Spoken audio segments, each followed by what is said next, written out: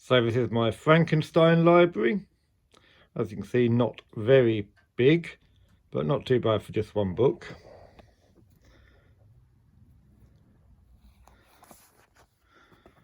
First one is Brian Aldiss's Frankenstein Unbound. This is a really good book. I think probably many of you will have seen the film of it now. But yeah, that was really enjoyable. From the future, going back into the actual writing of Frankenstein, meeting the characters and the real life people. So that's a really nice book. Then we have The Bride, which is the novelisation of the film. Only 39p, that one. I really like The Bride. I think that it's a bit underrated. People slag it, but I like it's a nice film, and that's a good book of the film.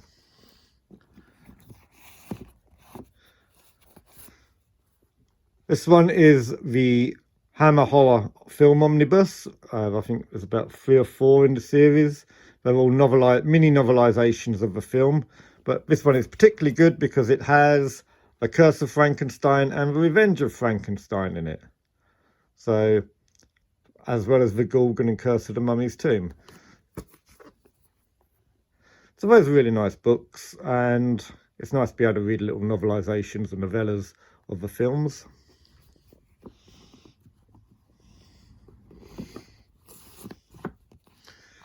Next we have Hound of Frankenstein, which is by Mills and Boon. And yeah, it's only about 96 pages. Just a funny little story, but it's quite nice to have that one. Then we have a couple of anthologies. Michel Parry's classic Rivals of Frankenstein. There's some really good stories in that one. Really like that.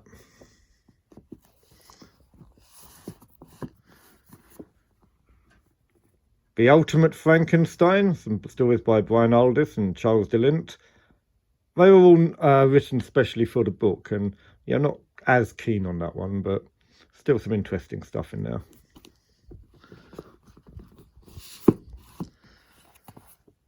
Then we have, of course, the classic Frankenstein itself. This is one from the Dennis Wheatley Library of the Occult. As you can see, it's a rather battered copy, but it's quite a nice one, even though it's got a Karloff-centric picture, of course. Not sure why that's in the middle. I'm going to put one back at the beginning. Then we have The Bride of Frankenstein, part of the classic library of horror, which were retellings of the original Universal movies. Bride of Frankenstein, of course, one of the best of the Universal series, written by Carl Dreadstone. Well, I think that's going to go next to The Bride, actually. And a couple of the 70s series, The New Adventures of Frankenstein by Donald F. Glutt. These are quite funny, quite good, don't take long to read. Got number 1. That's number 2.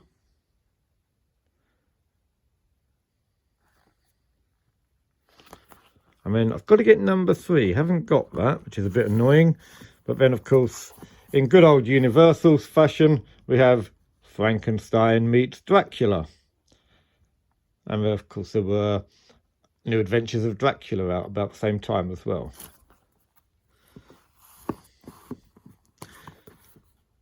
Then we have a novelisation of the Mary Shelley's Frankenstein.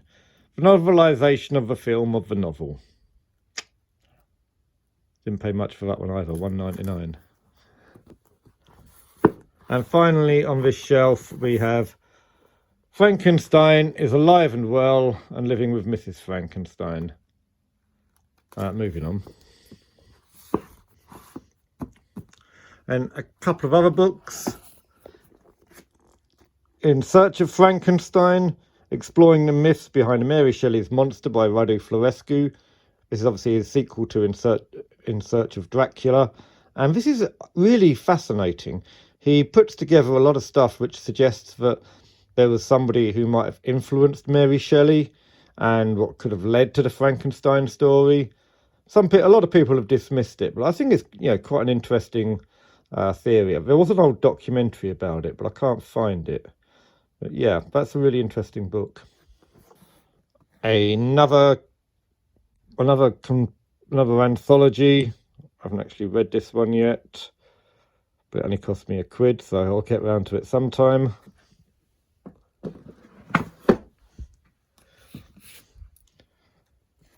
The Illustrated Frankenstein Movie Guide. This is brilliant. It's like all the films that have got anything to do with Frankenstein or a monster.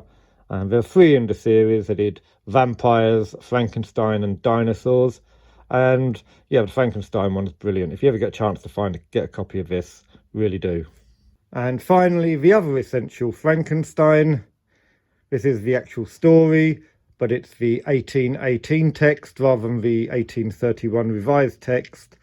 And this has got all the differences within it. Really well annotated. You can see every page has got like a third or a half of it taken up with explanatory notes or comparisons of the 1831 version. Really nice edition, really useful. And yep, I got that from $3.99 in Forbidden Planet. Excellent version. Finally, The Essential Frankenstein. Hardback copy, really nice. I'm going to do this. But just full of good pictures from the Universal days. Got the bride there. And some of the latter films. Beautiful book. So that's my small Frankenstein collection. Hope you enjoyed that quick tour around part of my library.